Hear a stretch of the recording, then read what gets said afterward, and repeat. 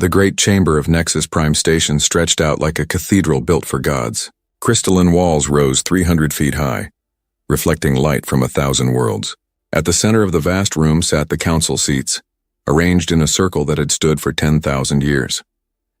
This was where the elder races made their decisions.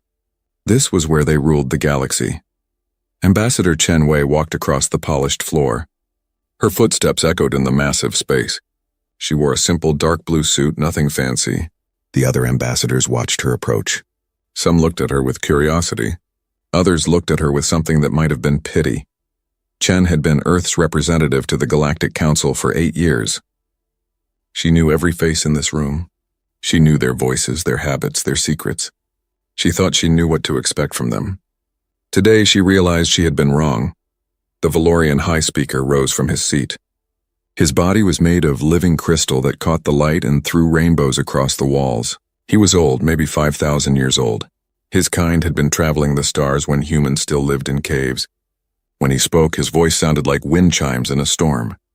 "Ambassador Chen Wei of Earth," he said, "we have called you here to discuss a matter of great importance. A matter of survival." Chen stopped at the center of the circle. She stood alone, surrounded by representatives of 200 alien species. She felt very small. She felt very human, but she kept her back straight and her face calm. "The Council is always happy to discuss important matters," she said. "Earth listens." The High Speaker's crystalline face shifted. It might have been a smile. It might have been something else. "Does Earth listen?" he asked, and we wonder about this. "For 73 years your species has been part of our council. You have been quiet.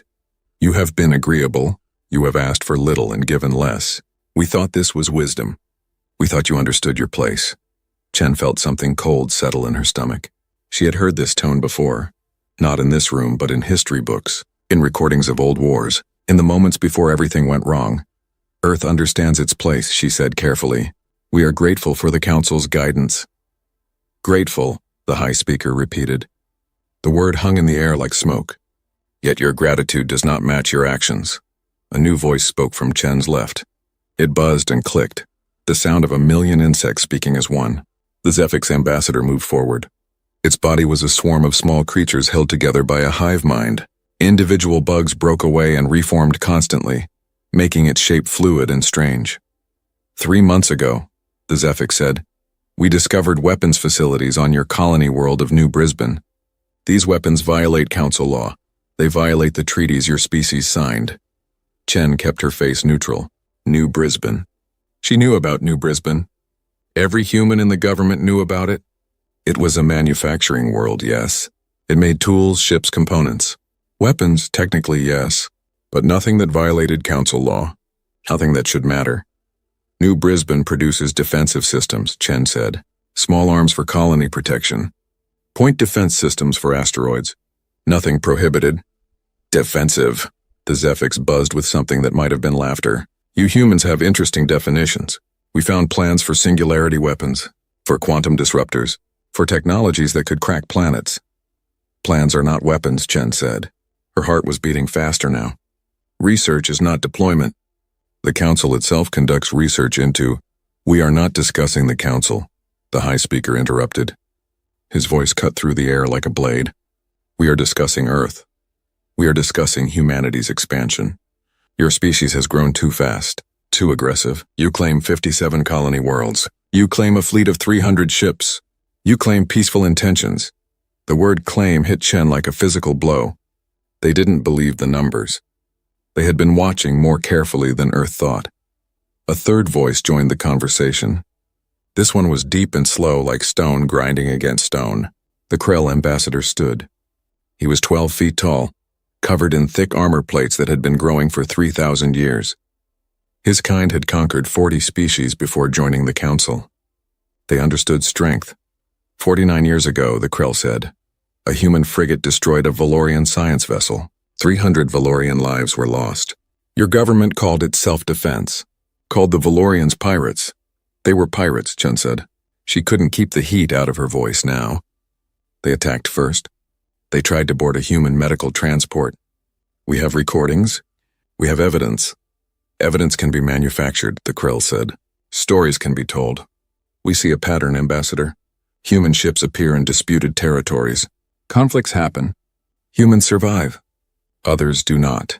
This happens again and again. Chen looked around the circle. 200 species, 200 representatives. Not one of them met her eyes. Not one of them spoke in Earth's defense. The cold in her stomach spread to her chest. "What does the Council want?" she asked quietly. The High Speaker's crystal body flashed bright, then dark. "Compliance," he said. "Safety. Order. Earth will reduce its military fleet by 40%. The ships will be given to Council oversight. Your colony worlds will accept Council peacekeepers. Your weapons research will be monitored. Your expansion will be limited to Council-approved sectors. And if Earth refuses, then the Council will ensure compliance." The High Speaker's voice held no emotion. No anger, no regret. Just certainty. "We have maintained peace in this galaxy for 10,000 years. We will not allow one species to threaten that peace. Not even humanity." Chen felt the weight of the moment pressing down on her. This was the decision point. This was where everything would change. She thought about Earth, about the billions of humans living their lives unaware that their future was being decided right now in this alien chamber. "I need to speak with my government," she said. "This decision is beyond my authority." "Of course," the High Speaker said. "You have 48 hours. Return here with your answer." Chen turned to leave. She made it 3 steps before the High Speaker spoke again. "Ambassador Chen, one more thing." She stopped, didn't turn around. "In the interest of ensuring your government understands the seriousness of this matter, we are deploying Council security forces to several human stations. This is precautionary, protective, nothing more." Chen closed her eyes. Council forces. Already moving. Already in position. This wasn't a negotiation. It never had been. This was a demand with a gun pointed at Earth's head. "I understand," she said. She kept walking. The corridors of Nexus Prime were less grand than the Council chamber, but still impressive. Curved walls showed holographic displays of thousands of worlds. Aliens of every shape and size moved through the passages, going about their business. Chen walked past them all without seeing them. Her mind was racing. She reached her quarters and sealed the door. The moment it locked, she activated the quantum communicator. It was humanity's most advanced technology, allowing instant communication across any distance.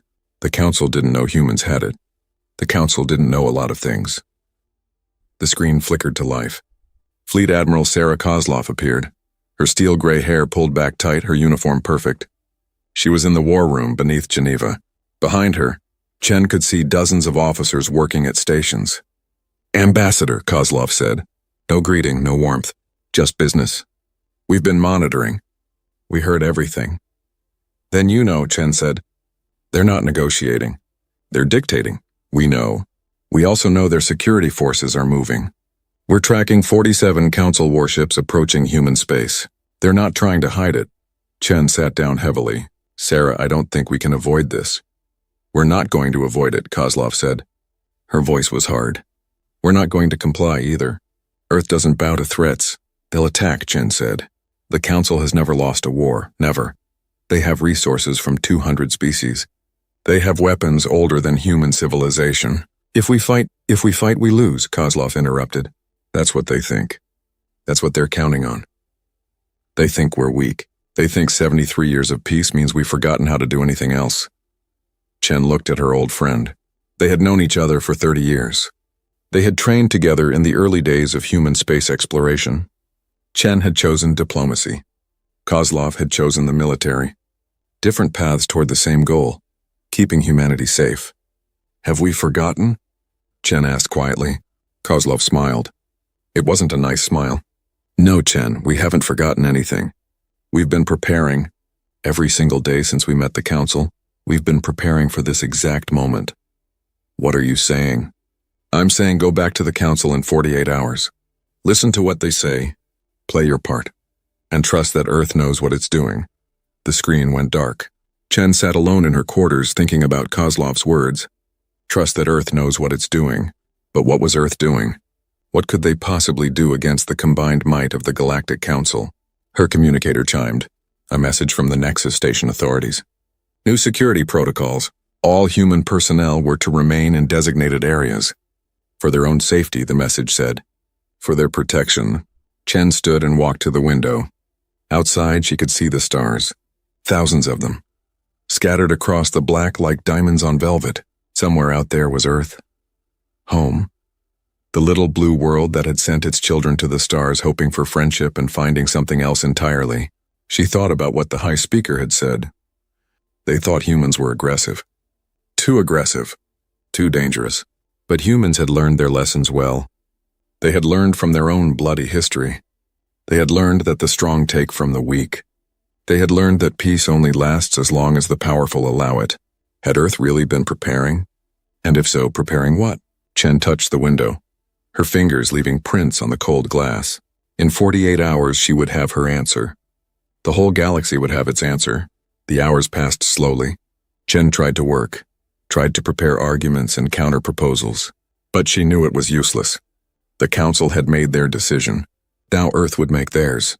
On the second day, news arrived. Chen was in a meeting with the Andorian ambassador, a kind soul who had always supported Earth when her emergency channel activated.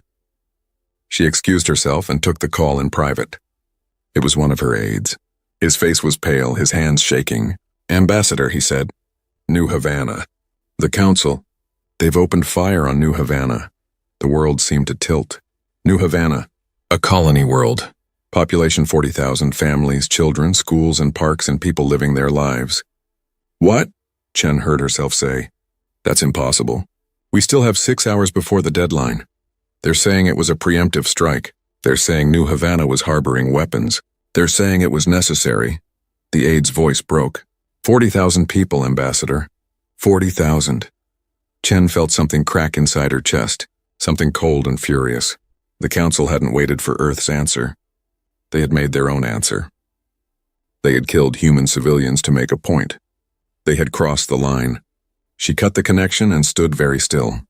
Around her, the station continued its normal operations. Aliens walked the corridors, unaware or uncaring that humanity had just been attacked, that children had just died to prove a point. Chen walked back to her quarters. She didn't run. She didn't cry. She moved like a machine, step by step, until she reached her door. Inside, she activated the quantum communicator one more time. Admiral Kozlov was waiting. Behind her, the war room had changed. Every station was occupied now. Every screen showed tactical displays. Every officer wore the expression of people going to war. "I assume you heard," Chen said. Her voice sounded distant to her own ears. "We heard," Kozlov said. New Havana sent the distress signal 17 minutes before the attack. Most of the population evacuated. Casualties are high, but not as high as the Council thinks. Chen blinked. "Evacuated? How did they know?" "Because we told them," Kozlov said simply. 3 days ago, we warned every human colony to prepare for emergency evacuation. We knew the Council would strike. We didn't know where or when, but we knew. "You knew," Chen repeated. "You knew they would kill civilians." "We know how empires work," Kozlov said. "We know how power works. The Council rules through fear. They had to make an example. So we let them, and now the whole galaxy will see what happens when you make an example of humanity." Chen felt tears on her face. She hadn't realized she was crying. "What happens now?" Kozlov looked directly into the camera. Her eyes were hard as diamonds. "Now," she said, "now we show them what humans really are. Now we erase the Council. All of it, every ship, every station, every threat to human lives. They'll fight back," Chen said. "They'll destroy us." "They'll try," Kozlov agreed. "But Chen, I need you to understand something. Everything the Council knows about humanity is a lie. Our population, our fleet, our technology, our intentions, all of it. We've been hiding in plain sight for 73 years. We've been building and preparing and waiting for the moment when the mask would have to come off. And this is that moment." "This is that moment," Kozlov confirmed. "Stay safe, Ambassador. Keep your head down. In a few hours, the galaxy is going to change forever." The screen went dark. Chen sat in the sudden silence. Outside her window, the stars continued their eternal dance. Beautiful, indifferent, unchanged by the small dramas of mortal beings. But they would change soon. Everything would change. The Council had killed 40,000 humans to prove their power. They were about to learn what power really meant. The emergency session of the United Earth Government convened in a bunker 3 miles beneath Geneva. The room was designed to survive direct nuclear strikes. Today it might need to survive something worse. Planetary bombardment, antimatter weapons, the full wrath of a galactic empire that had never known defeat. Admiral Sarah Kozlov stood at the head of the conference table. Around her sat the representatives of every major nation on Earth, the President of the Americas, the Premier of the Asian Coalition, the Chancellor of the European Federation, the leaders of Africa, Oceania, and the scattered colonies beyond Sol. Every face was grim. Every eye was on her. "They killed our people," the American president said. His voice was steady, but his hands gripped the table edge. 40,000 civilians. They didn't even wait for our answer. They waited exactly as long as they intended to, Kozlov said. The council wanted us afraid. They wanted us compliant. They wanted to prove they could strike us anywhere, anytime, and we couldn't stop them. "Can we stop them?" the African premier asked. She was young, sharp, and didn't waste time on gentle questions. Everyone in this room has seen the reports. The council has 200 member species, thousands of warships, weapons technology developed over millennia. We've been in space less than 400 years. So I'll ask again, can we actually stop them? Kozlov smiled. It was not a pleasant expression. Madam Premier, what I'm about to tell you is classified at the highest level. Most of you don't have clearance for this information. But given that we're about to declare war on the most powerful empire in the galaxy, I suppose clearance doesn't matter anymore. She activated the holographic display. The center of the table lit up with images, ships, weapons, installations, numbers that scrolled past too fast to read. The council believes Earth has a population of 12 billion, Kozlov said. They believe we have 57 colony worlds. They believe we operate a fleet of 300 ships. She paused. Every single one of those numbers is a lie. The room went very quiet. The European Chancellor leaned forward. Explain. 73 years ago, when we first made contact with the Council, we made a decision, Kozlov said. We looked at their empire. We studied their history. We learned how they treated species they considered weak. And we decided that humanity would never be considered weak again. But we also decided that appearing weak was the best protection we could have. She touched a control. The display changed. New numbers appeared. Much larger numbers. Earth's actual population is 47 billion, Kozlov said. We have 238 colony worlds. Most of them are hidden in systems the Council hasn't explored. Dark worlds. Difficult worlds. Places no one else wanted. We've been settling them in secret for 6 decades. That's impossible, someone whispered. The Council monitors all human ships. They track our movements. They track the ships we let them see, Kozlov agreed. We have 2 fleets. The public fleet of 300 ships that visits Council space, trades with Council species, and behaves exactly as expected. And then we have the real fleet. The display zoomed out. The room gasped. 8,372 warships, Kozlov said, built in hidden shipyards, crewed by people who officially don't exist, equipped with technology the Council has never seen. The Asian premier stood up. His chair scraped against the floor. 8,000 ships? Where did we get the resources? The materials? The people? From the dark colonies, Kozlov said. From automated manufacturing systems that work around the clock. From a population that knows the truth about the galaxy. Every citizen of a dark colony understands that we're preparing for war. They've been building for it their entire lives. They've been training for it, waiting for it. She changed the display again. Now it showed weapons, designs that looked like nothing the Council used. Technology that seemed to bend the laws of physics. Quantum displacement drives, Kozlov said, pointing to one design. We can move ships instantly across light years. No travel time. No warning. We appear, we strike, we vanish. Another design. Singularity weapons. Artificial black holes that we can control and direct. They eat matter, energy, even exotic particles. There is no defense against them because they consume the defense itself. A third design. AI-assisted combat systems. The Council banned artificial intelligence 2,000 years ago. They fear it.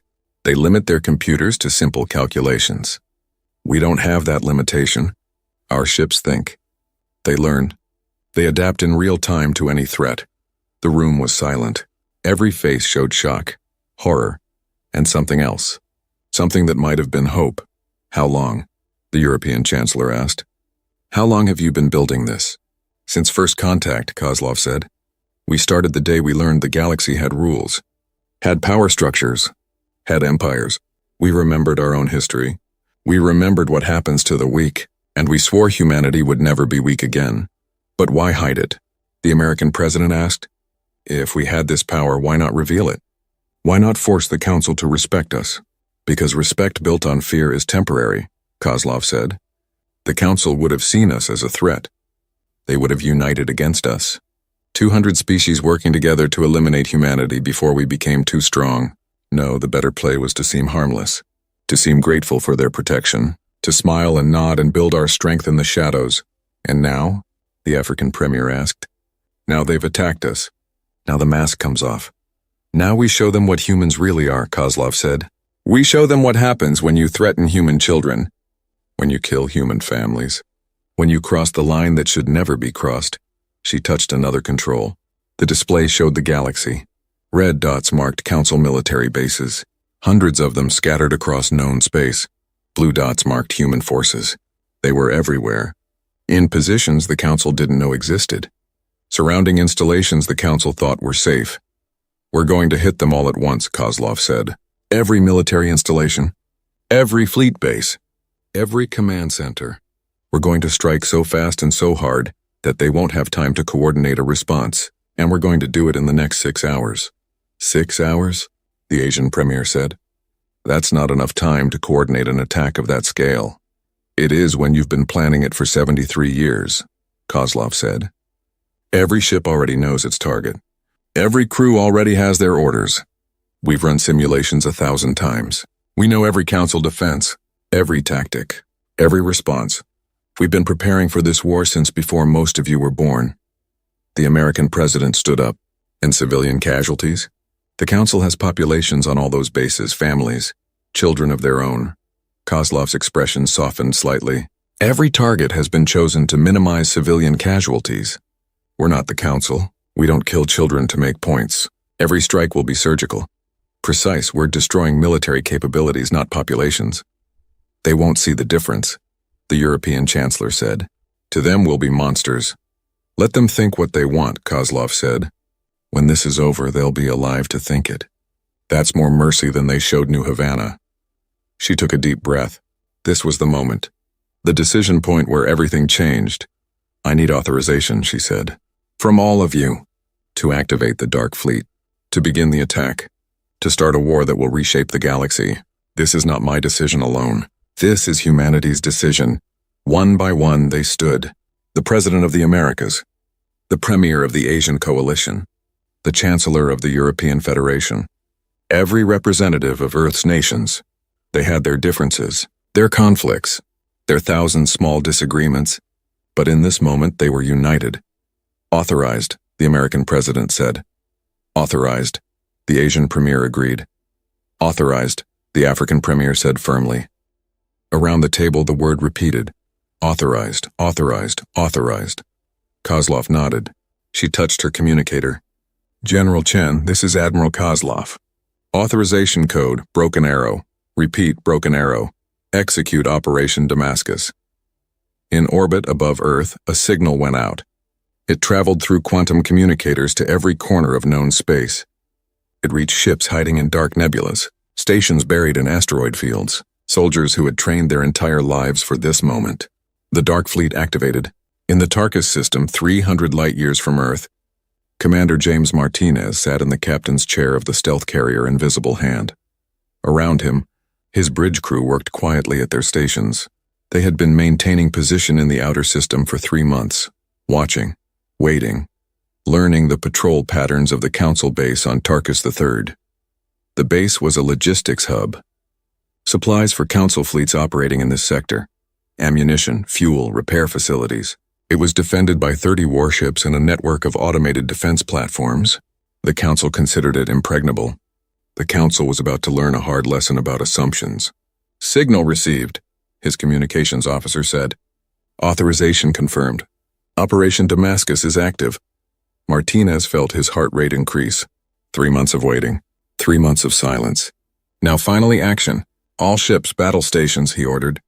Prepare quantum displacement. Target packages Alpha through Delta. Engage on my mark.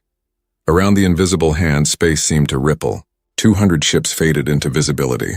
They had been there all along, hidden by stealth fields that bent light and masked energy signatures. Now they dropped their camouflage and prepared to strike. All ships report ready, his tactical officer said. Martinez looked at the display. The council base sat there unaware. Ships moved on routine patrols. Workers went about their tasks. They thought they were safe. They thought the rules protected them. The rules had just changed. Mark, Martinez said calmly. Space twisted. The laws of physics bent. 200 human warships vanished from the outer system and reappeared directly above the council base. Quantum displacement. Instant travel. No warning. No defense. The human ships opened fire. Singularity weapons lanced out. Small black holes formed in space, each one carefully controlled and directed. They touched council ships and ate them. The ships didn't explode. They didn't burn. They simply ceased to exist. Matter and energy disappearing into impossible gravity wells.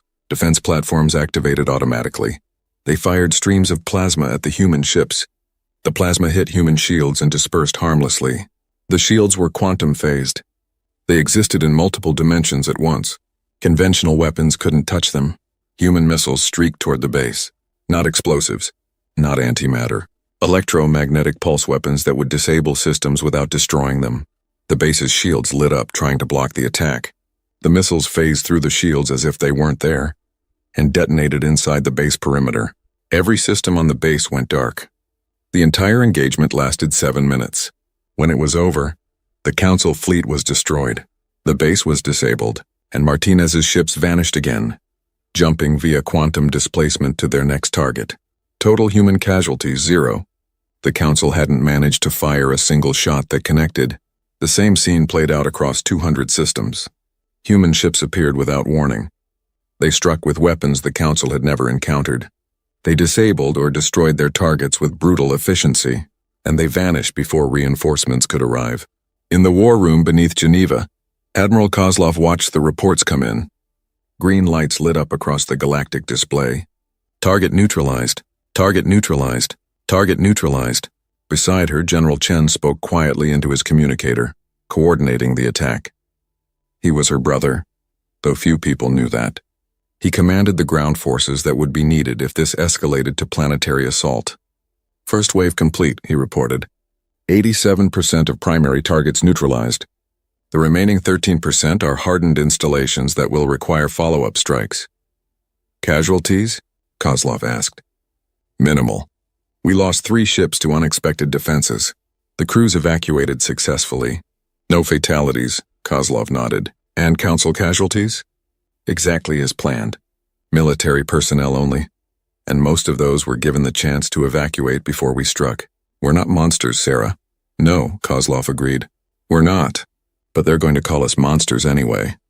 On Nexus Prime Station, Ambassador Chen Wei felt the station shudder. Alarms began to sound. Through her window, she saw flashes of light in the distance, explosions. The beautiful display of warfare in the void. Her communicator chimed. Emergency broadcast. Council security ordering all personnel to shelters. She ignored it and activated her quantum link to Earth. Admiral Kozlov appeared immediately. Ambassador. Are you safe? Safe enough, Chen said. What's happening? What needs to happen, Kozlov said. We're hitting every council military installation simultaneously. They can't coordinate. They can't respond. By the time they understand what's happening, it will be over. Chen watched another explosion bloom in space. How long have you been planning this? Since before you became ambassador, Kozlov admitted. We knew someday the council would see us as a threat, would try to control us or eliminate us. We've been preparing for this day your entire career. You used me, Chen said. There was no anger in her voice, just understanding. You used my ignorance to sell the lie. I really believed we were weak. Your belief made you convincing, Kozlov said. The council trusted you because you trusted them. That trust let us get close. Let us learn their secrets. Let us position our forces without suspicion. Chen thought about the high speaker, about his crystalline face and his certainty, about how he had looked at her with something like pity. He had thought her weak. He had thought humanity weak. He was learning otherwise right now. What do you need from me? Chen asked. Stay alive, Kozlov said. Bear witness.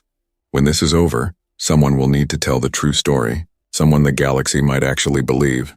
The connection cut. Chen stood at her window and watched the galaxy change. In the distance, council ships were scrambling to launch. Human ships appeared among them like ghosts, like demons, like the fury of a species that had been pushed too far. The council had crossed a line. They had killed human children. They had thought there would be no consequences. They were learning the truth. When you cross the line with humanity, there is always a consequence, and it comes faster than light. The Battle of Nexus Prime began 20 minutes after the first wave of human attacks hit Council installations across the galaxy. The station was the heart of Council power. It had stood for 10,000 years. It had survived 3 major galactic wars. Its shields could withstand the blast of a supernova. Its weapons could destroy entire fleets. None of that would matter in the next 6 hours. Captain Rebecca Torres commanded the Dreadnought Indomitable. The ship was 2 miles long and carried enough firepower to glass a planet. It had been built in secret at the dark shipyards of Erebus Station, assembled by workers who had never seen Earth. Torres herself had been born on a dark colony. She had trained her entire life for this mission: destroy Nexus Prime, break the Council's power, show the galaxy that humanity could not be threatened. All ships report ready, her tactical officer said. Lieutenant Kim was young, brilliant, and had ice in her veins. Torres liked that. In battle, emotion got people killed. How many do we have? Torres asked. 3,216 warships, Kim reported, plus support craft, marines for boarding operations, and medical frigates for casualty evacuation. 3,000 ships. The Council thought humanity had 300 total. They were about to get a very unpleasant surprise. Torres looked at the main display. It showed Nexus Prime in all its glory. The station was a ring 100 miles in diameter. At its center floated an artificial star that provided power. Around it moved thousands of smaller vessels, transports, shuttles, civilian craft. The station had a permanent population of 3 million. Humans, yes, but also representatives of every Council species. Confirm civilian evacuation, Torres ordered. I want every non-military ship clear of the engagement zone before we start. Broadcasting evacuation order now, Kim said. We're using Council emergency frequencies. Telling them this is a drill. It was a lie, but a necessary one. Panic would cause more deaths than the battle itself. If they thought it was a drill, people would evacuate calmly, orderly. By the time they realized the truth, they would be safe. Council Defense Fleet is responding, the sensor officer called out. I count 473 warships. They're forming a defensive perimeter around the station. 400 ships. Good odds for the Council, if this was a normal engagement. If they were fighting a normal enemy. But humanity had stopped being normal the day they decided to survive in a hostile galaxy. Quantum displacement in 30 seconds, Torres said. All ships arm singularity weapons. Target packages as assigned. Remember, we're here to destroy military capability, not people. Stay sharp, she counted down in her head. 30 seconds, 2010, the universe twisted. 3,000 human warships vanished from their hiding positions and reappeared in a perfect sphere around Nexus Prime. They emerged from quantum displacement directly behind the Council defensive line. No warning, no buildup, just sudden overwhelming force. The Council fleet tried to respond. Ships spun, trying to bring weapons to bear on enemies that had appeared out of nowhere. Commanders shouted orders. Weapons charged. But they were too slow, too predictable, too used to fighting by rules that no longer applied. The human fleet opened fire. Singularity weapons lanced across space. Small black holes formed in perfect lines, each one aimed with computer precision. They touched Council ships and reality screamed. Matter collapsed. Energy disappeared. Ships that had served for centuries simply ceased to exist, pulled into artificial gravity wells that crushed them to nothing. The Council returned fire, plasma beams, antimatter missiles, kinetic projectiles moving at relativistic speeds. The weapons hit human shields and splashed harmlessly away. Quantum-phased barriers bent space itself. The Council weapons existed in normal space. The human shields existed in multiple dimensions. They never actually made contact. Torres watched the engagement with cold efficiency. Target the command ships first, she ordered. Cut off their coordination. Human missiles streaked toward the largest Council vessels. The Council ships activated point defense. Lasers tried to intercept the missiles. Some succeeded. Most didn't. The missiles that got through didn't explode. They phased through the hull and detonated inside the ship, releasing electromagnetic pulses that fried every system instantly. Command ships went dark. Their crews sat in sudden silence, systems dead, unable to communicate or coordinate. They became floating targets. Council defense platforms are activating, Kim reported. Nexus Prime has 200 integrated weapon systems. They're all targeting us now. Expected, Torres said.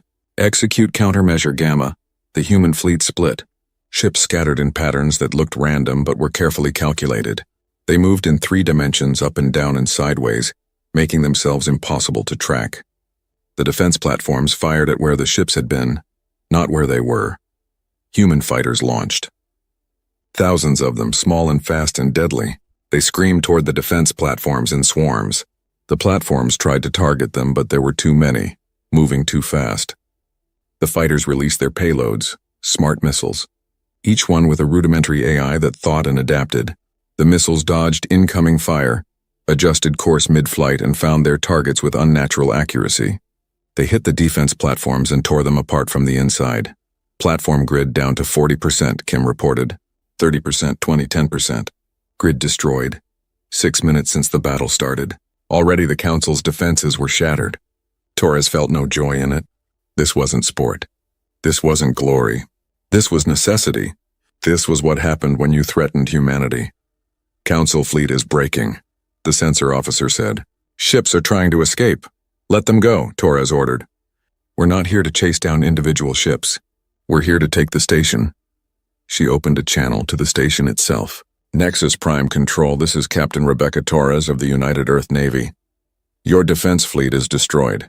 Your weapons are offline. Surrender the station and no further harm will come to your people. There was a long pause. Then the high speaker's voice came through, distorted by static but still recognizable. You dare? He said. His voice that usually sounded like wind chimes now sounded like breaking glass. You dare attack the Council? You will be hunted across the galaxy. Every species will turn against you. You have signed humanity's death warrant. You signed it when you killed our children, Torres said. Her voice was ice. You signed it when you attacked New Havana. You thought we were weak. You thought we would submit. You were wrong. Now surrender the station or I will take it by force. Never, the high speaker said. The Council does not surrender to primitives. Torres closed the channel. He made his choice. All ships begin siege operations. I want that station disabled but intact. Marine assault teams prepare for boarding. The human fleet moved closer. Not attacking now, just surrounding. Containment, pressure. Waiting for the moment to strike. Inside Nexus Prime, Ambassador Chen Wei watched the battle unfold from her quarters. The station shook with each impact. Emergency lights flickered. Outside her window, she could see human ships everywhere. A wall of metal and death that had appeared as if from nowhere. Her door chimed. She opened it carefully. On the other side stood the Andorian ambassador, the kind one who had always supported Earth. He looked terrified. Ambassador Chen, he said, what is happening? Where did all these ships come from? Chen looked at him. They had worked together for 5 years. He had been a friend, or as close to a friend as diplomacy allowed. She owed him honesty. They came from the shadows, she said. They came from the places the Council never looked. They came from humanity's paranoia and humanity's determination to never be victims again. But there are thousands of them, he said. I didn't know humans had thousands of ships. Nobody knew, Chen said. That was the point. The Council thought they knew everything about us. They thought they had us counted and categorized and controlled. They were wrong. The station shook again, harder this time. Something had hit the outer ring. The high speaker won't surrender, the Andorian said. He can't. If the Council surrenders to one species, the Empire falls apart. Every species will think they can challenge Council authority. Then the Empire falls apart, Chen said simply. The Council made their choice. Humanity is making ours. She walked to the window. Outside, she could see human Marines launching from assault ships. Thousands of them in powered armor flying across the gap between ships and station. They hit the outer hull and began cutting their way inside. The boarding had begun. Major Carlos Ruiz led Alpha Company of the 7th Marine Division. They were the first through the hull breach. Inside was a corridor designed for Valorians, which meant it was huge by human standards. Crystal walls reflected their armor lights in 1,000 directions. "Secure the corridor," Ruiz ordered. "Watch for automated defenses." His Marines moved forward in perfect formation. They had trained for station assault in simulation 100 times. Now it was real. Now lives depended on getting it right. Something moved at the end of the corridor. Ruiz's helmet display identified it as a Council security bot. Military hardware. Armed and dangerous. "Contact front," he called. "Take it down," his Marines fired. The bullets were specially designed for station combat. Low velocity, high impact. Enough to destroy targets without penetrating the hull. The security bot sparked and fell. They moved deeper. More corridors, more bots. Occasional firefights with Council security forces. But no civilians. The evacuation seemed to be working. The station was emptying from the inside out. "Command, this is Alpha Leader," Ruiz reported. "We have control of Section 47. Moving to power distribution." "Copy that, Alpha Leader," came the response. Multiple teams report similar progress. The station is falling faster than expected. It was falling because the Council had never prepared for this. They had never imagined anyone would dare attack Nexus Prime. Their security was designed to stop small terrorist actions, not a full military assault by thousands of professional soldiers. Ruiz and his team reached the power distribution center.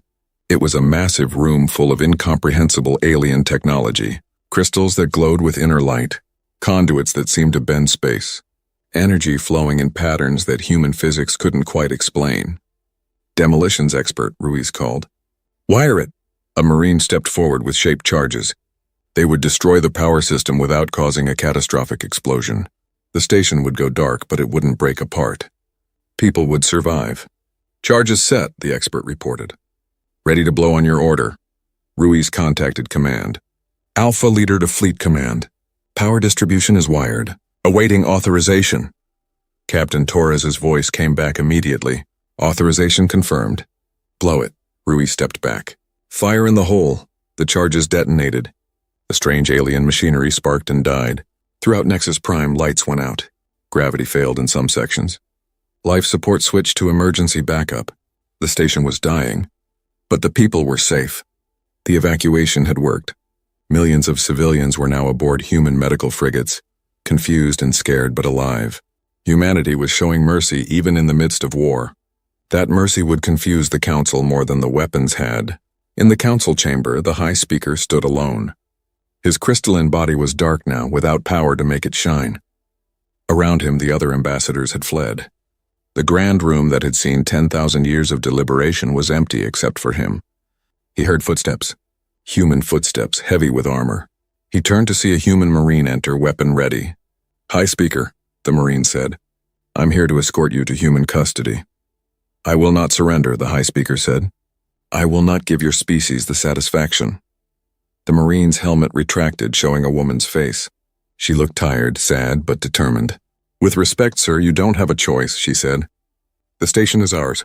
Your fleet is destroyed. Your people are safe in our care. The only question now is whether you come quietly, or whether I have to stun you and carry you out. Either way, you're coming." The High Speaker looked at her, looked at this human who had conquered his unconquerable station, looked at the weapon she carried, advanced beyond anything the Council possessed, looked at the determination in her eyes. He remembered New Havana, remembered giving the order to fire on civilians, remembered thinking it would break humanity's spirit. He had been so very wrong. "I will walk," he said quietly. "Thank you," the Marine said. She gestured toward the door. "This way, please." As they walked through the darkened corridors, the High Speaker asked, "Why?" "Why what?" the Marine responded. "Why show mercy? Why evacuate civilians? Why not simply destroy us all? That is what the Council would have done to you." The Marine stopped walking. She looked at him with something that might have been pity. "Because we're not you," she said. "We're not the Council. We fight when we have to. We kill when we must. But we don't murder children to make points. We don't commit genocide to prove power. We remember what it's like to be the victims. We swore we would never become the oppressors." "Noble words," the High Speaker said. "But words change nothing. You have started a war that will consume the galaxy." "No," the Marine said. You started it when you attacked New Havana. We're just finishing it.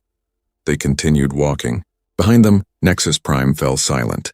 The station that had ruled the galaxy for 10,000 years was now a darkened shell, occupied by human forces, its power broken in less than 6 hours.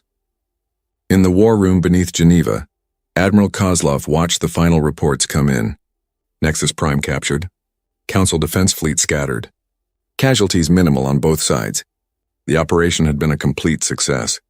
But she felt no triumph. Only a bone-deep weariness. They had crossed a threshold today. Humanity had revealed itself to the galaxy not as a peaceful species, but as a warrior race that had been hiding its fangs. The galaxy would never see them the same way again. The question was whether that was a good thing or the beginning of something terrible. "What now?" General Chen asked quietly. "Now we wait," Kozlov said. "The Council species will respond. They'll try to rally, try to counterattack, and we'll be ready for them." "How long can we keep this up?" he asked. "We surprised them today. But they outnumber us. They have resources we can't match." "They have numbers," Kozlov agreed. "But we have something better. We have the truth. And the truth is that empires built on fear and oppression always fall. We're just helping this one fall faster."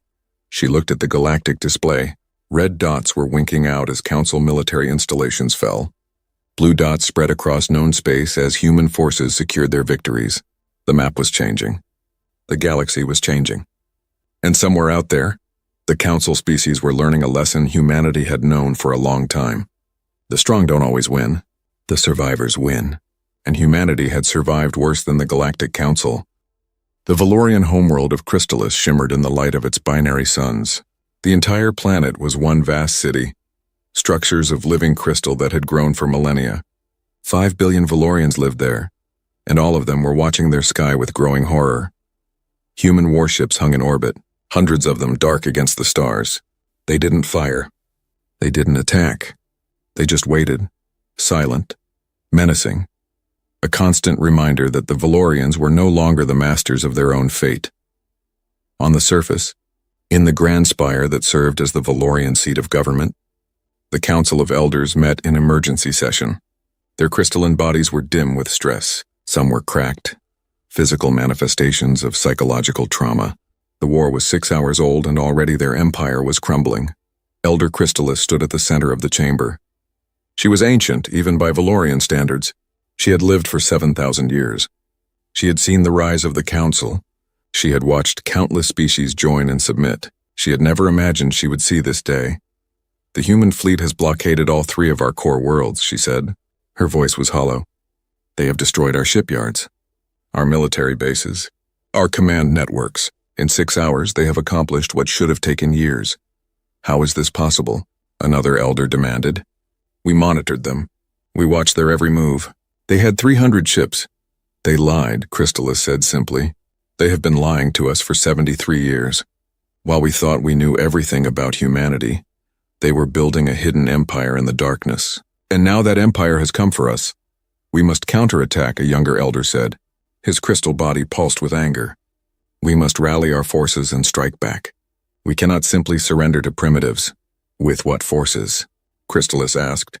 "Our fleet is scattered. Our base is destroyed, and they are not attacking us." "Not really. Look at what they are doing." She activated a holographic display. It showed human ships in orbit. Not firing, not bombarding, just watching, and beneath them on the planet's surface human shuttles were landing, but not with soldiers. "With supplies, they are sending food," Crystallis said. "Medical supplies, construction materials. They are helping the populations whose military bases they destroyed. They are showing mercy." "It is a trick," the angry elder said. "They want us weak and dependent." "If they wanted us weak, they would bomb our cities from orbit," Crystallis said. "They have the power, the weapons, but they are not using them. They are showing us something, teaching us a lesson." "What lesson?" another elder asked. "That they are not like us," Crystallis said quietly. "We thought all species would act as we act, conquer, dominate, destroy threats before they became dangerous. But humans are different. They prepare for war while hoping for peace. They build terrible weapons and then show restraint in using them. They are teaching us that strength and mercy are not opposites." The chamber fell silent. Outside, through the crystal walls, they could see the human ships. Waiting. Always waiting. A communication signal came through. Human origin. Crystalis activated it. A human face appeared on the display. Admiral Sarah Kozlov, the architect of their destruction. Council of Elders, Kozlov said. Her voice was calm, professional. I am calling to discuss terms. Terms of our surrender? Crystalis asked. Terms of the peace, Kozlov corrected. You seem to think this is about conquest. It's not. We don't want your worlds. We don't want your resources. We want you to stop threatening human lives. And if we refuse, then the blockade continues, Kozlov said. Indefinitely. Your people won't starve. We'll make sure they have what they need. But you won't build ships. You won't manufacture weapons. You won't pose a threat to anyone. Your empire is over. The only question is whether you accept that peacefully or whether we have to enforce it. Crystalis looked at the other elders.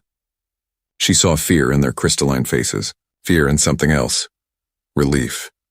The burden of empire had weighed on them for millennia. Maybe it was time to set it down. What are your terms? She asked. Similar conversations were happening across the galaxy. On the Zephix collective worlds, where the hive minds struggled to process the reality of their defeat.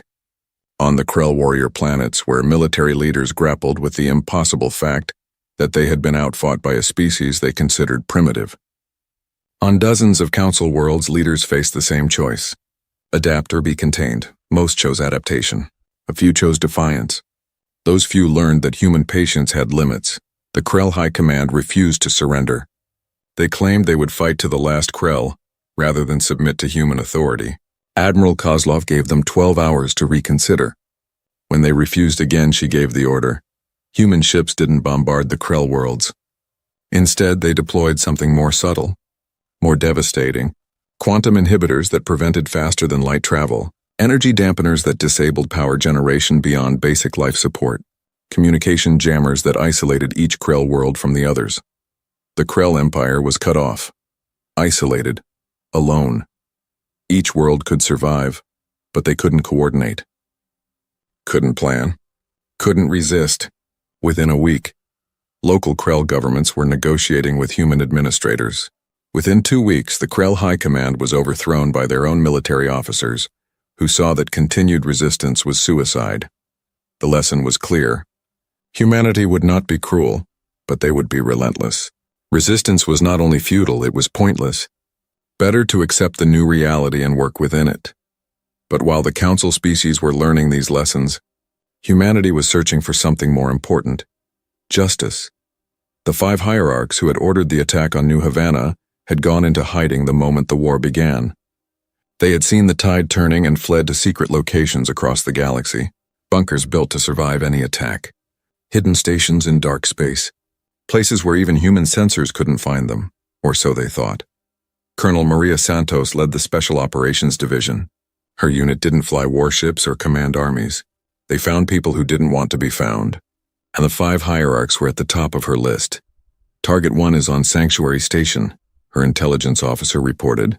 It's a hidden base in the Outer Rim. No records in any database. We only found it because we've been monitoring energy signatures in that region for 3 years. 3 years. Humanity had been watching, preparing, learning.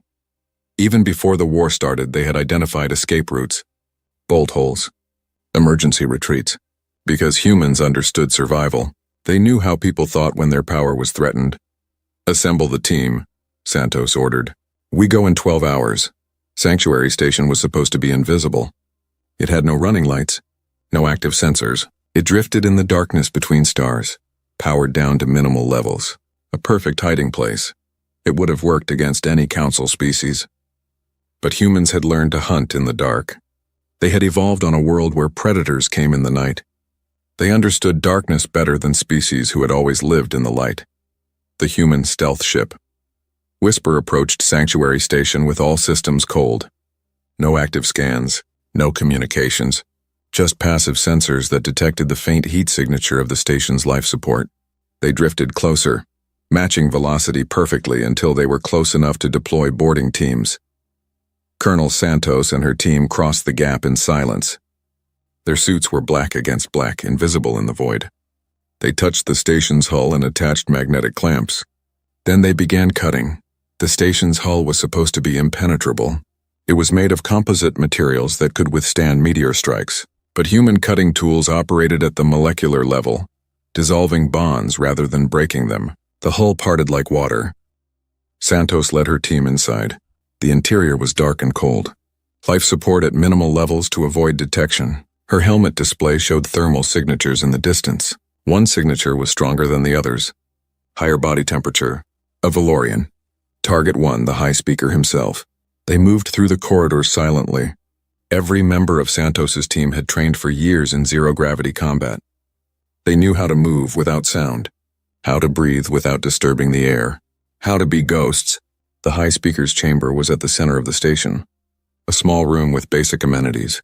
He sat in the darkness, his crystalline body providing its own faint light. He was meditating, or trying to. He must have known they were coming. Must have felt his empire collapse around him. Santos entered the room. The high speaker didn't move, didn't react, just sat there in the darkness.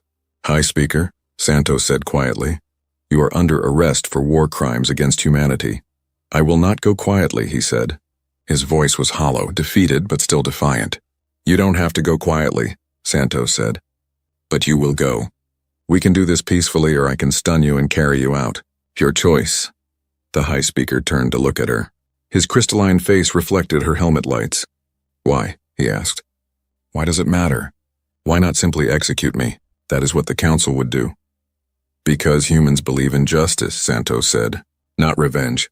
You committed crimes. You will face trial. The galaxy will see what you did and judge you for it.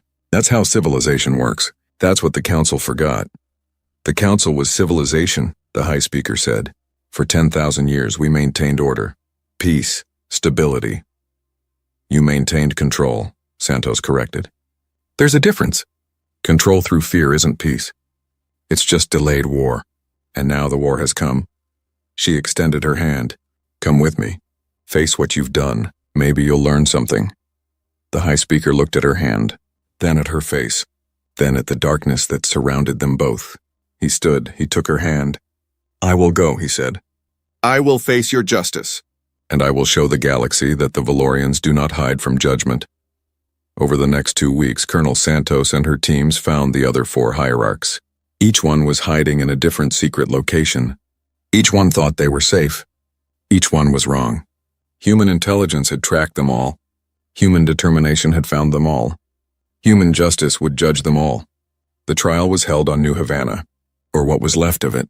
The colony was rebuilding, but the scars of the council attack were still visible.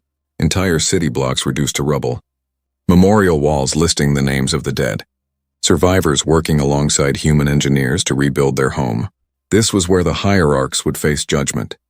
In the place where they had committed their crime. In front of the people they had harmed. The trial was broadcast across the galaxy. Every species could watch. Every being could see. Humanity wanted this public. Wanted it transparent. Wanted the galaxy to understand that this was not revenge. This was accountability. Ambassador Chen Wei served as the chief prosecutor. She stood before the hierarchs in a simple courtroom. Nothing fancy, nothing dramatic. Just a room where truth would be spoken and judgment would be given. "You are charged with ordering the deliberate attack on a civilian population," she said. Her voice was steady, calm. The voice of justice, not anger. 40,000 humans died. Men, women, children. You killed them to make a point. To frighten humanity into submission. How do you plead? The high speaker stood. He was bound in energy restraints, but he stood tall, dignified despite his defeat. "I plead necessity," he said. "The council believed humanity posed a threat. We acted to neutralize that threat before it grew beyond control." "By killing children?" Chen asked. "By bombing hospitals and schools? That was your solution to a perceived threat?" "It was the council's way," the high speaker said. "For 10,000 years we have maintained peace through strength, through fear when necessary. Humanity was growing too powerful, too aggressive. We had to act. You acted out of fear," Chen said. "You attacked first because you were afraid of what we might do. And in doing so, you proved that the council was never about peace. It was about control, about keeping anyone from challenging your power." She turned to the judges. They were not all human. Humanity had invited representatives from dozens of species to sit in judgment. Species who had suffered under council rule, species who understood what it meant to be threatened by those stronger than themselves. The evidence is clear, Chen said. The hierarchs ordered an attack on civilians. They did not target military installations. They did not declare war. They simply murdered 40,000 people to prove they could. Under the laws of the council itself, this constitutes a war crime. Under human law, it is mass murder. Under any moral framework, it is inexcusable. The trial lasted 3 days. Witnesses testified. Evidence was presented. The hierarchs were allowed to speak in their own defense. Everything was recorded. Everything was broadcast. When the verdict came, it was unanimous. Guilty on all charges. The sentence was life imprisonment, not execution. The judges made that clear. Humanity did not kill prisoners, did not practice revenge. The hierarchs would live out their remaining years in confinement, alive to think about what they had done. Alive to serve as a reminder of the cost of tyranny. As the hierarchs were led away, the high speaker stopped. He looked at Chen Wei. "You have won," he said. "You have destroyed the council. You have shown your strength. But what comes next? Who will maintain order in the galaxy now? Who will prevent chaos?" Chen met his eyes. The species of the galaxy will maintain order themselves. As equals, not subjects and masters, but partners. That's the world we're building. A world where no one has the power to do what you did. Naive, the high speaker said. The strong always dominate the weak. That is the law of nature. Then humanity is changing the law, Chen said. Watch us. In the weeks following the trial, humanity began the work of rebuilding. Not just New Havana, but the entire galactic order. The council was dissolved officially. Its military was dismantled. Its laws were reviewed and reformed. Species that had been oppressed for generations suddenly found themselves free to speak, to choose, to exist without fear. It was messy. It was complicated. Some species didn't know what to do with freedom. Others took advantage of the chaos to settle old grudges. There were conflicts, disputes, problems that the council had suppressed for millennia came boiling to the surface. But humanity didn't solve these problems with force. They mediated. They negotiated. They helped species find common ground. Sometimes it worked. Sometimes it didn't, but always they tried. Always they believed that cooperation was better than domination. In the war room beneath Geneva, Admiral Kozlov watched the reports flow in. Mostly good news, some bad. The galaxy was adapting to the new reality. Slowly, painfully, but adapting. Do you think it will work? General Chen asked. This idea of a free galaxy. Species working together as equals. I don't know, Kozlov admitted. Maybe, maybe not. But I know the alternative doesn't work. The council proved that. 10,000 years of peace through oppression, and it collapsed in 6 hours. That's not stability. That's just a prison waiting for someone to open the door. So we opened it, Chen said. So we opened it, Kozlov agreed. Now we see what walks out. They stood together in silence, watching the galaxy change. Outside, the stars continued their eternal dance, indifferent to the small dramas of mortal beings. But the beings themselves were different now, changed by fire and battle and the sudden understanding that the old ways were gone forever. Humanity had erased the council, but they had also erased the idea that power alone determined right. They had shown the galaxy that strength could be merciful, that justice could be more powerful than domination, that the future didn't have to repeat the past. It was a lesson the galaxy would need time to learn. But humanity had time, and patience, and the absolute certainty that they had done the right thing. The council was gone.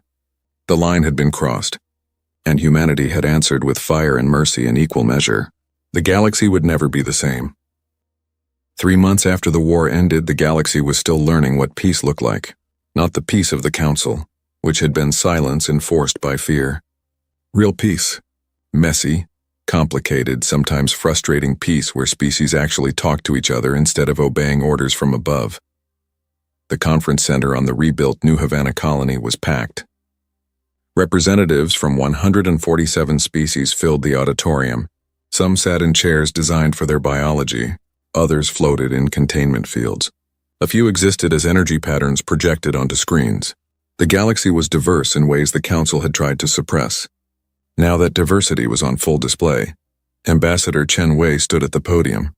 She looked tired. The last 3 months had been the hardest of her life. Harder than the war itself. At least during the war, the goals were clear. Survive. Win. But peace required something more difficult. It required building something new from the wreckage of the old.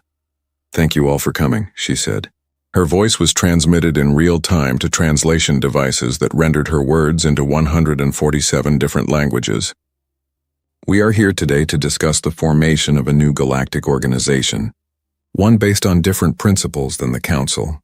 One that treats all species as equals." There was murmuring in the audience. Some supportive. Some skeptical.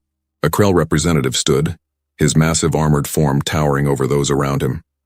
"With respect, Ambassador Chen," he said, "humans destroyed the Council. Humans control the most powerful military force in the galaxy. How can you claim to want equality when you hold all the power?" It was a fair question. One that Chen had been asked in various forms for 3 months. One that humanity had been debating among themselves since the war ended. What did you do with power when you had it? How did you avoid becoming what you had fought against? "You're right," Chen said. "Humanity does hold significant military power. We're not going to pretend otherwise. But power and authority are not the same thing. We have the ability to enforce our will. We choose not to. Instead, we propose a system where decisions are made collectively, where no single species can impose its will on others. Easy to say when you're the strongest," someone called from the back. "What happens when someone challenges you? What happens when your interests conflict with others?" "Then we negotiate," Chen said. "We compromise. We find solutions that work for everyone. Or we agree to disagree and go our separate ways. That's what equals do." A Valorian delegate stood. Her crystalline body was marked with dark lines, physical scars from the war. Chen recognized her. She had lost family in the human bombardment of a military base. "My people followed the Council for 7,000 years. The Valorian said. "We believed in their system. Their order. You destroyed that in ours. Now you tell us to believe in your system instead. Why should we trust you?" Chen looked at her. Really looked at her. Saw the pain and the anger and the fear. All valid. All earned. "You shouldn't trust us," Chen said quietly. "Not blindly. Trust has to be earned. The Council demanded trust through fear. We're asking you to give us a chance to earn it through actions. Judge us by what we do, not what we say." "And what have you done?" the Valorian asked. "You destroyed our military, killed our leaders, occupied our worlds." "We destroyed your military capability to threaten others," Chen corrected. "We put your leaders on trial for war crimes, not summary execution. And we didn't occupy your worlds. We established a presence to maintain order while your societies adapted. A presence that is already withdrawing." She pulled up a holographic display. It showed human forces across the galaxy. Blue dots representing ship positions and troop deployments. "This was our deployment 3 months ago," she said. The display was dense with blue. Human forces everywhere, overwhelming in their presence. "This is our deployment today." The display changed. Half the blue dots vanished. The remaining forces were concentrated around critical locations. Humanitarian zones, disputed borders, places where conflicts might erupt without a stabilizing presence. "We are pulling back," Chen said. "Returning ships to Earth, demobilizing troops, reducing our footprint, because we meant what we said. We didn't fight this war to build an empire. We fought to break one." The audience was quiet. The evidence was there on the display. Human forces withdrawing, human presence shrinking. It could be a trick, of course. A temporary measure before reasserting control. But it could also be the truth. "What do you want from us?" a small voice asked. It came from a Torvan delegate, a species that had been barely noticed during Council rule. They were herbivores, peaceful, technologically limited, the kind of species the Council had protected in theory while exploiting in practice. "We want you to have a voice," Chen said. The Council spoke for everyone, made decisions for everyone. "We're proposing something different. A free systems alliance where each species governs itself, where decisions that affect everyone are made by everyone, where no one can impose their will on others without consequences." "And if we refuse to join?" the Torvan asked. "If we want to remain independent?" "Then you remain independent," Chen said. "The alliance is voluntary. No one is forced to join. No one is punished for staying out. The only requirement is that you don't attack others. Beyond that, you're free to live as you choose." A Zephic swarm drifted forward. Its voice buzzed and clicked, translated into human speech. "The Council maintained order for 10,000 years. What makes you think your alliance can do better? Because we're not maintaining order, Chen said. We're creating the conditions for peace. There's a difference. Order is imposed from above. Peace grows from mutual respect and shared interests. The council had order. But they never had peace. Not real peace. Just the absence of war because everyone was too afraid to fight. She paused, gathering her thoughts. This was the important part. The part where she had to make them understand. My species has a long history of war, she said. We fought each other for thousands of years. We nearly destroyed ourselves multiple times. We learned some hard lessons. One of them is this. Peace doesn't come from having one power strong enough to enforce it. Peace comes from everyone having a stake in maintaining it, from building connections that make war unthinkable because the cost is too high. Noble words, the Krell representative said. But the galaxy is not your Earth. There are species here who have been enemies for millennia. Grievances that predate your civilization. How do you resolve those? Honestly, Chen said. I don't know. Maybe some of those conflicts can't be resolved. Maybe some species will never be friends. But they don't have to be friends. They just have to agree not to kill each other. And if they can't agree to that, then the alliance helps their neighbors defend themselves. She changed the display again. Now it showed a map of the galaxy divided into regions. We're proposing a federal structure. Each region governs itself, handles its own disputes. The alliance only intervenes when conflicts threaten to spread. When one species attacks another without cause, we're not trying to solve every problem, just the ones that affect everyone. The discussion continued for hours, questions, objections, concerns. Chen answered them all as honestly as she could. Sometimes she had good answers. Sometimes she didn't, but she never lied. Never promised more than humanity could deliver. Never pretended she had all the solutions. By the end of the day, 73 species had signed the founding charter of the Free Systems Alliance. Not all of them. Not even a majority, but enough. Enough to start building something new. While Chen was building political structures, others were building something more personal. Captain Marcus Johnson had retired from the military a week after the war ended. He had served for 30 years. He had commanded ships in the battle that destroyed the Council fleet. He was a hero by anyone's definition. He was also tired. Tired of war, tired of death, tired of making decisions that cost lives. He wanted something different, something constructive. So he opened a flight school.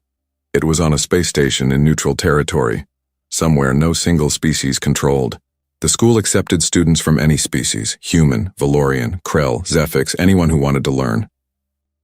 What made it unusual was what Johnson taught. Human tactics, human strategy, the methods that had defeated the Council fleet. He was teaching former enemies how humans fought, giving them the knowledge that had made humanity so dangerous. Some people thought he was crazy. Some thought he was a traitor. But Johnson had thought it through carefully. The secret of human success wasn't really secret. It was adaptability, creativity, the willingness to try new things instead of relying on old methods. Those weren't things you could hide. They were approaches to problem solving. And if other species learned them, if they became more adaptable and creative themselves, the galaxy would be safer for everyone. His first class had 30 students. 10 species. They sat in a simulator room, watching Johnson demonstrate a tactical scenario. The Council would have approached this engagement head-on, he said. Standard battle line. Maximum firepower. Textbook tactics that have been used for thousands of years. Can anyone tell me why that's a bad idea? A young Krell raised his hand. Or his equivalent. Krell didn't have hands exactly. Because textbook tactics are predictable. The enemy knows what you will do. Exactly, Johnson said. Predictability is death in combat. The moment your enemy knows your next move, you've lost. So what do humans do differently? He ran the simulation. Instead of forming a battle line, the human ships scattered. Broke formation. Moved in patterns that seemed random. When they attacked, they came from 6 directions at once, each group using different weapons and tactics. We improvise, Johnson said. We adapt. We don't have one way of fighting. We have 1,000 ways, and we choose the one that fits the situation. That's what makes us effective. Not better technology, not superior numbers, just the willingness to try something new. A Valorian student flickered with interest. But how do you coordinate such chaos? How do you ensure your forces work together when everyone is doing something different? Trust, Johnson said. We trust our officers to make good decisions. We give them objectives, not detailed orders. We train them to think, not just obey. That's what the council never understood. They thought central control was strength. But it was weakness. When your commanders can't adapt without orders from above, you lose. The students watched the simulation play out. The improvised human attack overwhelmed the defender in minutes. Not through superior force, but through unpredictability, through creativity, through doing things the enemy never expected. Your assignment, Johnson said, is to design your own tactical approach, something different from what your species normally does, something that would surprise an enemy. We'll run simulations next week and see how they perform. After class, several students stayed behind. They had questions. Not about tactics, but about something deeper. Captain Johnson, the Krell student said, "Why are you teaching us this? We were your enemies. We fought against humanity. Why give us these advantages?" Johnson looked at him. The Krell was young, maybe 20 years old by human standards. He had grown up being told that humans were primitives, weak, worthy of contempt. Now he was learning that everything he had been taught was wrong. That took courage. Because the next threat to the galaxy won't be human, Johnson said. It will be something else. Something we haven't encountered yet. And when that threat comes, I want every species capable of defending themselves. I want a galaxy full of creative, adaptable fighters who can work together. That's how we survive. Not by hoarding knowledge, but by sharing it. But what if someone uses these tactics against humanity? The Valorian asked. Johnson smiled. Then we adapt. That's what humans do. We learn, we change. We find new solutions. If teaching you makes us have to get better ourselves, that's a good thing. It keeps us sharp. He looked at all of them. Young beings from species that had been enemies. Now students. Maybe someday friends. The council fell because it stopped adapting, he said. It kept using the same methods for 10,000 years. That's not strength. That's stagnation. Humanity won't make that mistake. We'll keep changing. Keep learning. Keep improving. And we'll help you do the same. Because a galaxy full of strong, independent species is safer than one dominated by a single power. Even if that power is us. While Johnson taught future warriors, Commander Yuki Tanaka was building something different. She had been the intelligence officer who infiltrated the Krell High Command during the war. She had spent 3 months behind enemy lines, gathering information, sabotaging communications. She was very good at finding secrets. Now she was using those skills for something else. She became the first director of the Alliance Intelligence Service. Not a spy agency, though there was some of that. Mainly it was an information-sharing network. Species could share intelligence about threats, pirates, smugglers, rogue factions that rejected the new order. The service helped everyone stay safe. But Tanaka's real goal was transparency. The council had kept secrets, had classified everything, had maintained power through information control.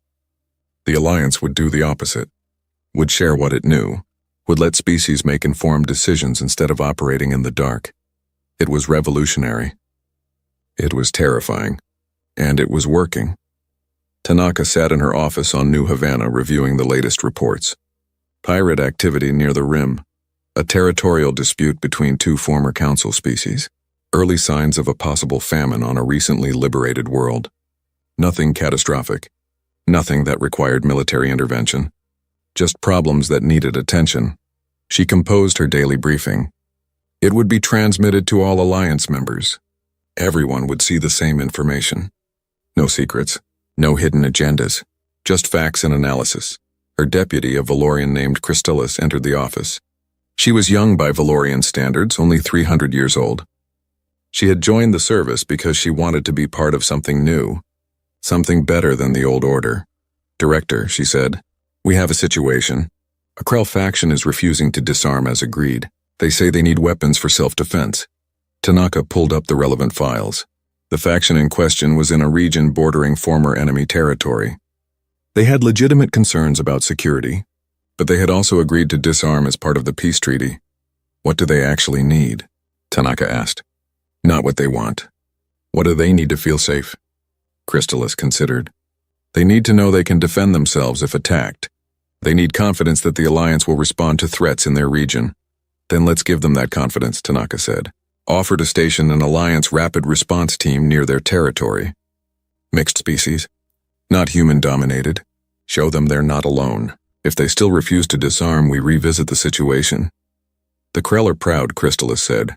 They may see that as an insult, as implying they can't defend themselves. Then we ask them to contribute to the rapid response team, Tanaka said. Let them be part of their own security solution. They want to keep weapons? Fine. Let them use those weapons as part of a legitimate defense force. That way we address their concerns and ours. Crystalis's crystal body glowed brighter, the Valorian equivalent of a smile. That's clever. You're not forcing them to comply. You're giving them a way to comply while maintaining their dignity. That's the job, Tanaka said. The council would have threatened them, given them an ultimatum. We give them options, help them find solutions they can live with. It's slower, more complicated, but it works better in the long run. What made it unusual was what Johnson taught. Human tactics, human strategy, the methods that had defeated the council fleet. He was teaching former enemies how humans fought, giving them the knowledge that had made humanity so dangerous. Some people thought he was crazy. Some thought he was a traitor. But Johnson had thought it through carefully. The secret of human success wasn't really secret. It was adaptability, creativity, the willingness to try new things instead of relying on old methods. Those weren't things you could hide. They were approaches to problem solving. And if other species learned them, if they became more adaptable and creative themselves, the galaxy would be safer for everyone. His first class had 30 students. 10 species. They sat in a simulator room, watching Johnson demonstrate a tactical scenario. The council would have approached this engagement head-on, he said. Standard battle line, maximum firepower, textbook tactics that have been used for thousands of years. Can anyone tell me why that's a bad idea? A young Krell raised his hand. Or his equivalent. Krell didn't have hands exactly. Because textbook tactics are predictable. The enemy knows what you will do. Exactly, Johnson said. Predictability is death in combat. The moment your enemy knows your next move, you've lost. So what do humans do differently? He ran the simulation. Instead of forming a battle line, the human ships scattered, broke formation, moved in patterns that seemed random. When they attacked, they came from 6 directions at once, each group using different weapons and tactics. We improvise, Johnson said. We adapt. We don't have one way of fighting. We have 1,000 ways, and we choose the one that fits the situation. That's what makes us effective. Not better technology, not superior numbers, just the willingness to try something new. A Valorian student flickered with interest. But how do you coordinate such chaos? How do you ensure your forces work together when everyone is doing something different? Trust, Johnson said. We trust our officers to make good decisions. We give them objectives, not detailed orders. We train them to think, not just obey. That's what the council never understood. They thought central control was strength, but it was weakness. When your commanders can't adapt without orders from above, you lose. The students watched the simulation play out. The improvised human attack overwhelmed the defender in minutes. Not through superior force, but through unpredictability, through creativity, through doing things the enemy never expected. Your assignment, Johnson said, is to design your own tactical approach, something different from what your species normally does, something that would surprise an enemy. We'll run simulations next week and see how they perform. After class, several students stayed behind. They had questions. Not about tactics, but about something deeper. Captain Johnson, the Krell student said, why are you teaching us this? We were your enemies. We fought against humanity. Why give us these advantages? Johnson looked at him. The Krell was young, maybe 20 years old by human standards. He had grown up being told that humans were primitives, weak, worthy of contempt. Now he was learning that everything he had been taught was wrong. That took courage. Because the next threat to the galaxy won't be human, Johnson said. It will be something else. Something we haven't encountered yet. And when that threat comes, I want every species capable of defending themselves. I want a galaxy full of creative, adaptable fighters who can work together. That's how we survive. Not by hoarding knowledge, but by sharing it. But what if someone uses these tactics against humanity? The Valorian asked. Johnson smiled. Then we adapt. That's what humans do. We learn, we change. We find new solutions. If teaching you makes us have to get better ourselves, that's a good thing. It keeps us sharp. He looked at all of them. Young beings from species that had been enemies. Now, students, Maybe someday friends. The council fell because it stopped adapting, he said. It kept using the same methods for 10,000 years. That's not strength. That's stagnation. Humanity won't make that mistake. We'll keep changing, keep learning, keep improving, and we'll help you do the same. Because a galaxy full of strong, independent species is safer than one dominated by a single power. Even if that power is us. While Johnson taught future warriors, Commander Yuki Tanaka was building something different. She had been the intelligence officer who infiltrated the Krell High Command during the war. She had spent 3 months behind enemy lines, gathering information, sabotaging communications. She was very good at finding secrets. Now she was using those skills for something else. She became the first director of the Alliance Intelligence Service. Not a spy agency, though there was some of that. Mainly it was an information-sharing network. Species could share intelligence about threats, pirates, smugglers, rogue factions that rejected the new order. The service helped everyone stay safe. But Tanaka's real goal was transparency. The council had kept secrets, had classified everything, had maintained power through information control. The Alliance would do the opposite, would share what it knew, would let species make informed decisions instead of operating in the dark. It was revolutionary. It was terrifying.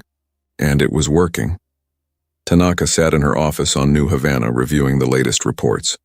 Pirate activity near the rim, a territorial dispute between 2 former council species, early signs of a possible famine on a recently liberated world. Nothing catastrophic, nothing that required military intervention, just problems that needed attention. She composed her daily briefing. It would be transmitted to all Alliance members. Everyone would see the same information. No secrets, no hidden agendas, just facts and analysis. Her deputy, a Valorian named Crystallus, entered the office. She was young by Valorian standards, only 300 years old. She had joined the service because she wanted to be part of something new, something better than the old order. Director, she said, we have a situation. A Krell faction is refusing to disarm as agreed. They say they need weapons for self-defense. Tanaka pulled up the relevant files. The faction in question was in a region bordering former enemy territory. They had legitimate concerns about security, but they had also agreed to disarm as part of the peace treaty. What do they actually need? Tanaka asked. Not what they want. What do they need to feel safe?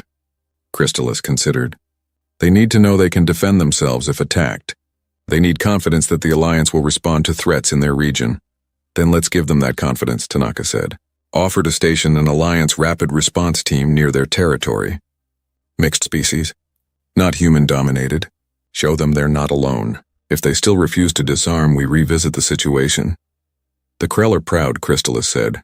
They may see that as an insult, as implying they can't defend themselves. Then we ask them to contribute to the rapid response team, Tanaka said. Let them be part of their own security solution. They want to keep weapons? Fine. Let them use those weapons as part of a legitimate defense force. That way we address their concerns and ours. Crystallus's crystal body glowed brighter, the Valorian equivalent of a smile. That's clever. You're not forcing them to comply. You're giving them a way to comply while maintaining their dignity. That's the job, Tanaka said. The council would have threatened them, given them an ultimatum. We give them options, help them find solutions they can live with.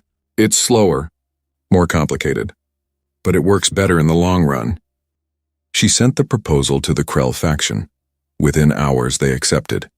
The situation that might have escalated into violence was resolved with conversation and compromise. It was a small victory, but small victories added up.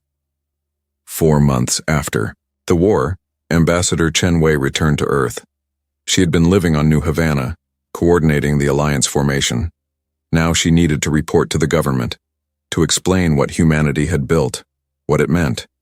She stood in the same war room, where Admiral Kozlov had planned the war, but now it was being converted to something else. A diplomatic coordination center, a place where humanity would track peaceful engagement rather than military campaigns. Admiral Kozlov was there. So was General Chen, her brother. So were the leaders of Earth's nations. They all looked at her expectantly. Well, the American president asked, will it work, this alliance of yours? Chen thought about the last 4 months, the challenges, the frustrations, the small successes. I don't know, she admitted. It's messy, complicated. Some species are adapting well. Others are struggling. There are conflicts we can't resolve. Problems we don't know how to fix. It's not perfect. But, Kozlov prompted. But it's better than the Council, Chen said. It's better than one power making all the decisions. It's better than peace through fear. The species of the galaxy are talking to each other for the first time in millennia. Really talking. Not just obeying orders. That has to count for something. What about the critics? The Asian premier asked. The ones who say humanity is just a new council with a different name? They have a point, Chen admitted. We do hold significant power. We could become what we fought against if we're not careful. That's why we're withdrawing forces, why we're sharing technology, why we're giving other species the tools to become strong themselves. We're trying to create a balance of power rather than a hegemony. She pulled up a display. It showed the galaxy divided into regions, each managed by local species with alliance support. This is what we're building. Not an empire, not a federation. Something more like a neighborhood association. Species working together on common problems while governing themselves otherwise. And if it fails? The European Chancellor asked. If the alliance falls apart? Then at least we tried, Chen said. At least we gave the galaxy a chance to find a better way. The Council lasted 10,000 years, but it was built on a foundation of oppression. It was always going to collapse eventually. We just accelerated the timeline. Now we have an opportunity to build something more stable, more just. If we succeed, the galaxy will be safer for everyone. If we fail, we'll learn from our mistakes and try again. Admiral Kozlov stood. She walked to the window that looked out over Geneva. Earth's cities, spread below, peaceful and prosperous. Humanity's cradle world, preserved despite the temptation to industrialize every meter of surface. My grandfather fought in the last World War, she said quietly.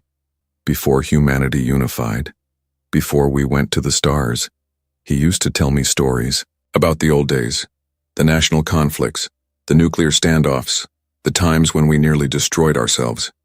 He said the only reason we survived was because we finally learned that cooperation was stronger than competition. She turned back to face them. The galaxy is learning that lesson now. We're teaching it to them. Not with words, but with actions. By showing that the strong can choose mercy, that the powerful can choose justice. That might doesn't have to make right. Do you think they'll remember the lesson? General Chen asked. Or will they forget once we're gone?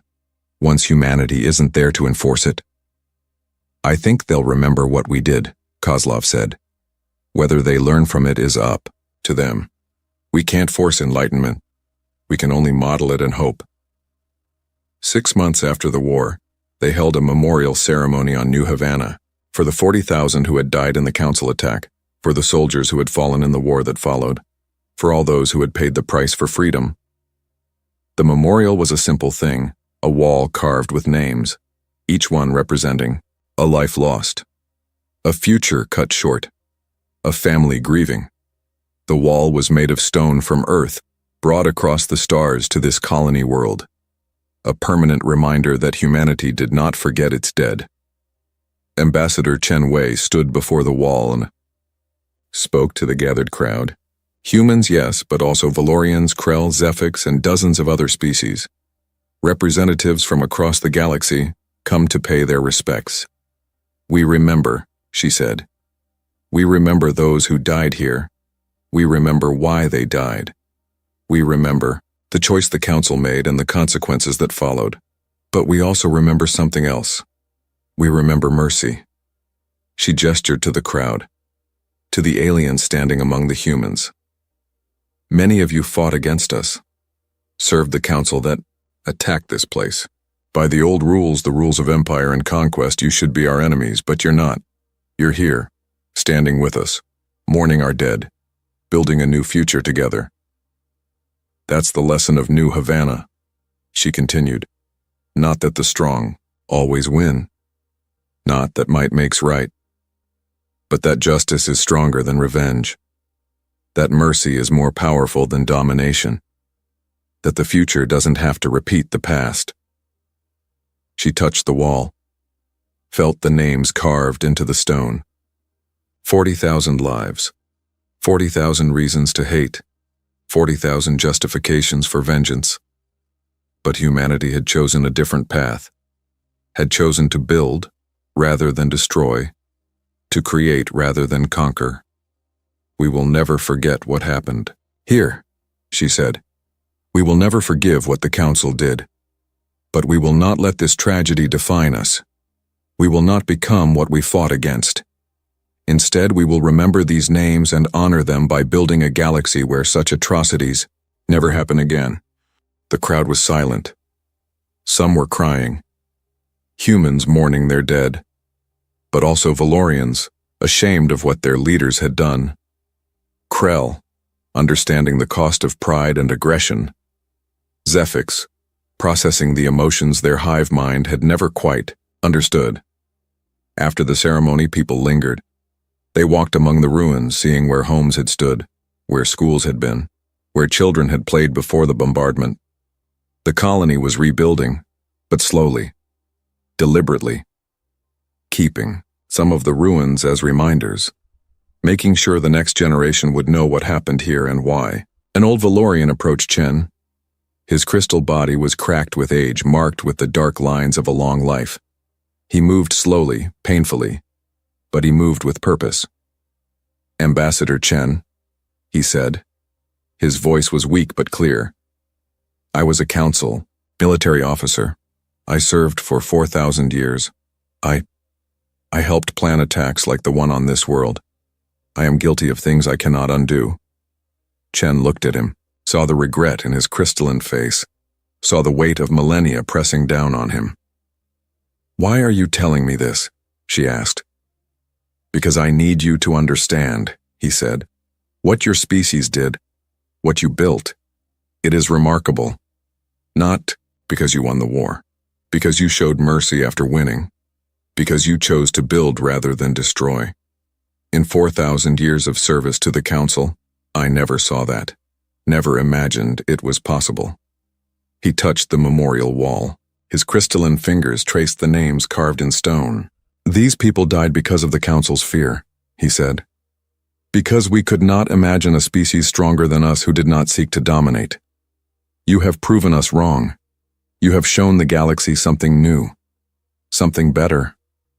I will not live to see what comes of it, but I am grateful I lived long enough to see it begin." He walked away, slow and painful, carrying his regrets with him. Chen watched him go, felt the weight of his words, the burden of what humanity had taken on. They had broken an empire, started a war, killed thousands, all in the name of justice and self-defense. Now they were trying to build something better, trying to prove that the strong could be just, that the powerful could be merciful. It was a heavy burden, but someone had to carry it. 7 months after the war ended, a probe launched from former Council space. It was old technology, the kind the Council had used for millennia, simple, reliable, slow. It drifted through the galaxy on a pre-programmed route, visiting system after system, broadcasting a message on all frequencies. The message was simple, a warning, a lesson, a testament. To all species of the galaxy, the message said, this probe carries a record of the Council War, of how the Galactic Council attacked humanity without cause, of how humanity responded with overwhelming force, of how the empire of 10,000 years fell in hours to a species it had underestimated.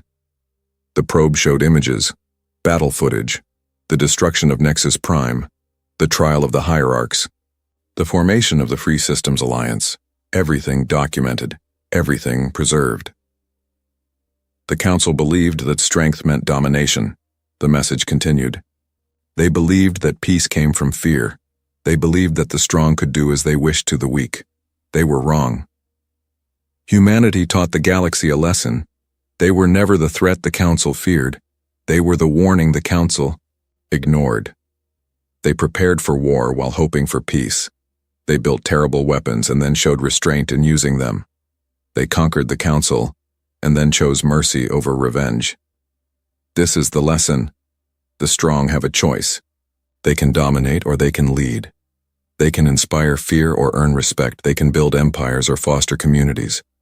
Humanity chose leadership, respect, and community. The galaxy is better for it. Remember this. Remember that the Council fell not because humanity was stronger, but because humanity was better. Remember that power without justice is tyranny, and tyranny always falls. Remember that the future belongs to those who build rather than conquer. The Council is gone. The galaxy is free. What comes next is up to all of us. Choose wisely. The probe continued its journey, carrying its message to every corner of known space, a reminder, a warning, a promise. The galaxy had changed. The old order was gone. What would replace it was still being written. But one thing was certain. No one would forget the day humanity erased the Council. No one would forget what happened when you crossed the line with Earth. And no one would make that mistake again.